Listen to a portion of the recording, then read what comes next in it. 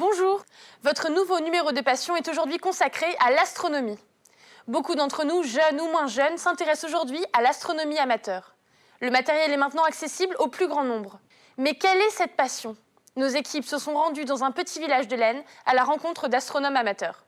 Depuis toujours, l'homme regarde les étoiles. Afin de les voir plus proches, en 1704, Galilée inventa la première lunette astronomique. L'astronomie a alors été reconnue comme une science à part entière. La révolution industrielle a marqué un tournant dans l'évolution des optiques. Le plus grand télescope construit jusqu'alors a été présenté à l'Exposition universelle de Paris en 1900. La photographie permet de garder un souvenir des observations en créant un nouveau domaine, l'astrophotographie. Aujourd'hui, les télescopes prennent, même depuis l'espace, des clichés toujours plus précis de notre univers. Nous sommes avec Laurent Portois, président de l'association Saint-Quentin Astronomie. De nos jours, le numérique a permis une véritable révolution en astronomie amateur parce qu'on voit le résultat quasiment instantanément. Et donc on peut corriger les erreurs et progresser beaucoup plus vite.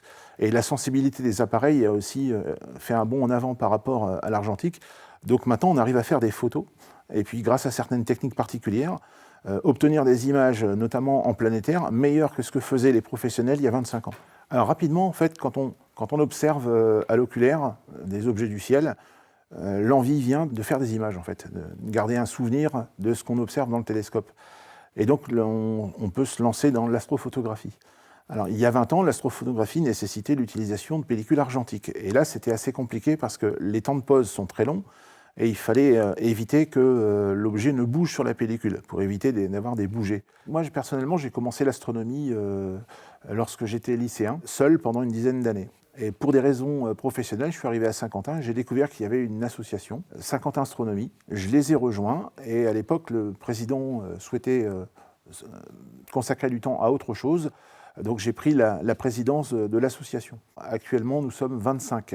Il y a des gens de différents niveaux et qui pratiquent l'astronomie de différentes manières. Il y a des curieux qui viennent simplement pour les conférences et les observations en groupe, mais qui n'ont pas forcément de matériel personnel.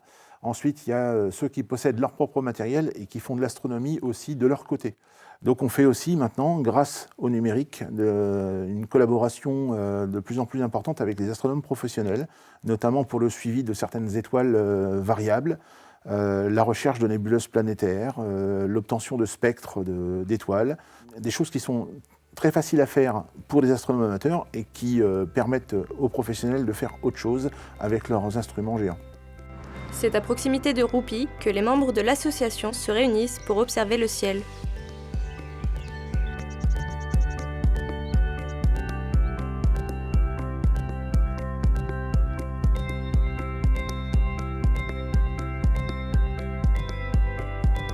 Nous y retrouvons Alexandre Bouton, un jeune passionné d'astronomie.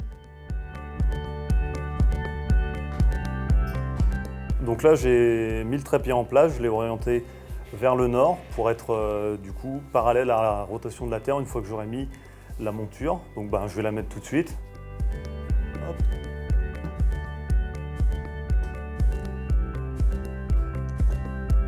Et là, je vais la fixer du coup sur le pied en la vissant ici.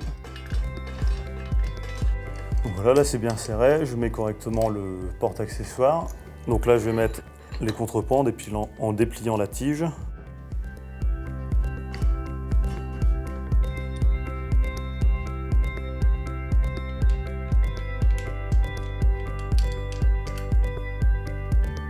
Donc là maintenant les contrepoids sont fixés, je vais passer au tube.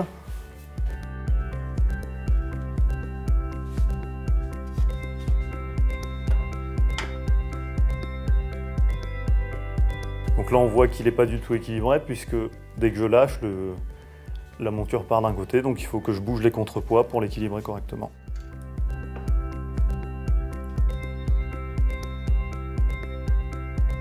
Donc voilà, une fois que j'ai pu forcer plus d'un côté ou de l'autre, ça veut dire que sur cet axe-là, la monture est correctement équilibrée, donc j'ai plus qu'à passer au deuxième axe. Donc je le mets comme ça, je bloque ici et je desserre le deuxième frein.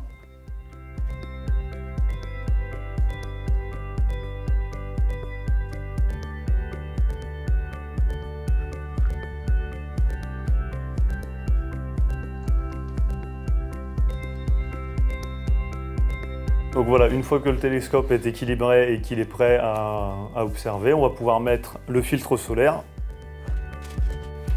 directement à l'entrée du télescope pour éviter de devenir aveugle quand on va regarder dans l'oculaire. Voilà, une fois que j'ai mis le filtre solaire, on peut commencer à observer.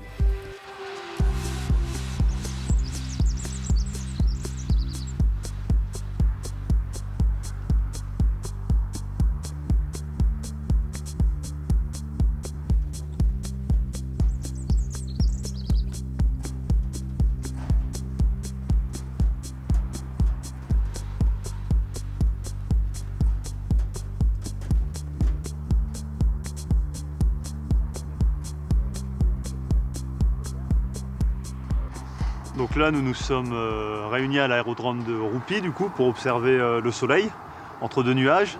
Et ce soir, on va essayer de se réunir avec un peu plus de monde pour observer quelques étoiles, si le temps le permet. Donc on verra bien.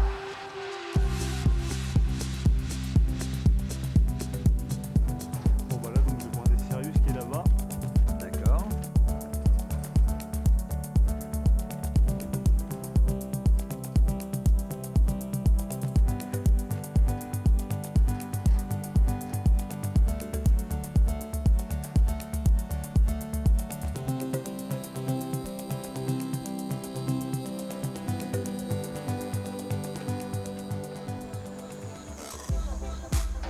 Alors on va mesurer la luminosité du ciel. Voilà, on trouve une valeur assez basse. Je recommence une fois pour vérifier la valeur. Donc on est autour de 17. Donc ça c'est la luminosité du ciel. Plus c'est bas, plus le ciel est pollué. Plus c'est élevé, meilleur le ciel est. Donc quand on est à quelques kilomètres d'une ville, on aura une valeur pas trop bonne. En pleine campagne, on va dépasser les 20 et puis dans un désert, on dépasserait les 22. Donc ça, c'est la pollution lumineuse. On cherche à fuir, c'est pour ça qu'on vient à Roupy ou parfois qu'on va plus loin. Près d'un tiers de la population mondiale ne voit plus les étoiles car les villes restent éclairées la nuit. Cette pollution lumineuse a-t-elle un impact sur nous ? Nos reporters sont partis à la rencontre de spécialistes pour répondre à cette question.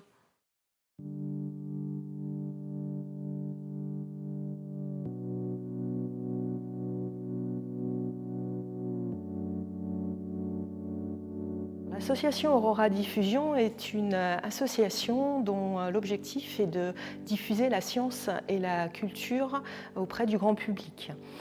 Nous créons des expositions et en particulier nous avons créé une exposition sur la pollution lumineuse et ses impacts. Alors la pollution lumineuse, c'est l'ensemble des lumières artificielles qui ont un impact sur la vie et l'environnement et qui vont générer des nuisances.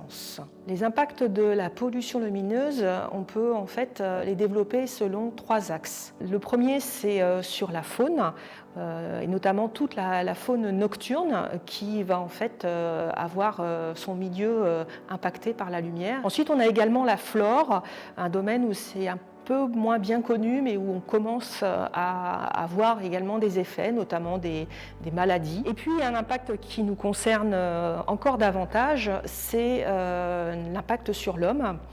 Alors par exemple, sur l'homme, on a notamment nos rythmes circadiens qui sont altérés de par le fait qu'on a beaucoup plus de lumière artificielle tard le soir. Enfin, on a des impacts beaucoup plus graves qui sont sur la santé humaine, avec par exemple, concernant les lumières artificielles blanches, des impacts sur l'œil et puis des impacts aussi très importants sur la qualité du sommeil, puisque la présence de lumière empêche le sommeil de venir naturellement.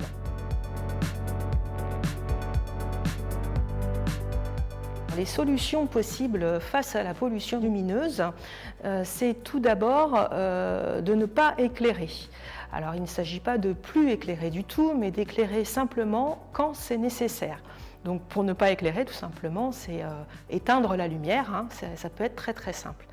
Quand on n'a pas le choix et qu'il faut éclairer, l'idée c'est d'éclairer avec juste la lumière nécessaire, ne pas abuser des lumières trop fortes. Ce qu'on peut faire aussi, c'est être très vigilant par rapport à la nature de la lumière, puisque les lumières blanches sont très mauvaises et il faut plutôt mettre en place des lumières chaudes, avec notamment les lampes qui ne sont pas très esthétiques mais qui sont très efficaces à vapeur de sodium. On évoque souvent la question de la sécurité en matière d'éclairage artificiel nocturne.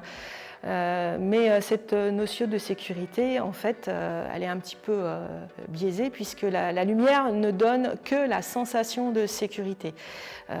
Pour preuve, si on prend pour exemple les cambriolages, il faut savoir que 80% des cambriolages se déroulent le jour et non pas la nuit. Donc le fait de laisser les lumières allumées dans la rue toute la nuit ne protège pas des cambriolages puisque de toute façon, il n'y en a qu'une minorité.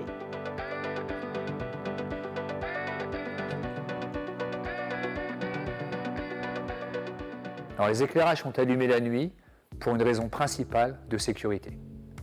S'il n'y avait pas d'éclairage la nuit, les gens qui veulent nuire aux biens ou aux personnes auraient beaucoup plus de facilité. Et ça, c'est un fait avéré. Les endroits de notre ville un peu moins éclairés, on a pu constater effectivement des faits de délinquance. Je vais prendre un exemple simple, ce que nous on appelle dans notre métier le roulotage. Donc le roulotage, c'est visiter un véhicule en stationnement la nuit, alors, soit fracturant une des vitres de la voiture ou la serrure, et pour voler ce qu'il y a à l'intérieur, ou pour voler tout simplement le véhicule. Sur les zones éclairées, il y a beaucoup moins de faits. C'est un peu logique. Si vous avez de mauvaises intentions, vous allez aller plutôt vers un endroit sombre, dans la pénombre, où on ne vous verra pas tellement, ou peu, ou pas du tout, plutôt que de venir faire un méfait sur une zone en pleine lumière. Ça apporte pour nous une certaine sécurité, un certain confort de travail, en fait. Sécurité pour les administrés et confort de travail pour les services de police et également pour les gens qui travaillent à la vidéoprotection. Nos patrouilles, la nuit, visitent évidemment toutes les zones, éclairées ou pas éclairées, bien entendu, mais c'est beaucoup plus facile pour nous de repérer un acte délictueux sur une zone bien éclairée. L'éclairage, pour la sécurité, c'est indispensable. Quittons Saint-Quentin, une ville très éclairée, pour partir à Saint-Richaumont, une commune bien moins lumineuse. La commune de Saint-Richaumont s'est engagée dans une politique environnementale sur plusieurs plans, dont le plan de pollution lumineuse. Donc c'était le premier aspect, plus les économies d'énergie. Donc à l'époque, nous sommes entrés en relation avec Madame Souplet de l'Association nationale de protection du ciel et de l'environnement nocturne qui nous a aidés dans la démarche. Donc nous avons entrepris plusieurs choses. L'une des premières choses, ça a été de changer nos ampoules pour des ampoules sodium. Donc tout l'éclairage public a été modifié. Nous avons aussi supprimé l'éclairage de l'église qui était très énergivore. Et puis on a aussi sollicité la population lors de promenades nocturnes pour initier tout le monde au ciel. Nous avons des gens qui font de l'astronomie, donc ils étaient très preneurs de la chose. Nous nous sommes fait labelliser dans le cadre des villes et villages étoilés, en remplissant un dossier d'inscription et en remplissant tout un tas de critères. Alors l'un des objectifs de la labellisation pour nous, c'était une plus grande lisibilité au niveau de la population, parce qu'il est très difficile parfois de faire accepter des normes de ce style-là. On est par exemple zéro phyto aussi. Et le fait d'avoir un panneau labellisé, ça permet de concrétiser et de se sentir bien à Saint-Richaumont.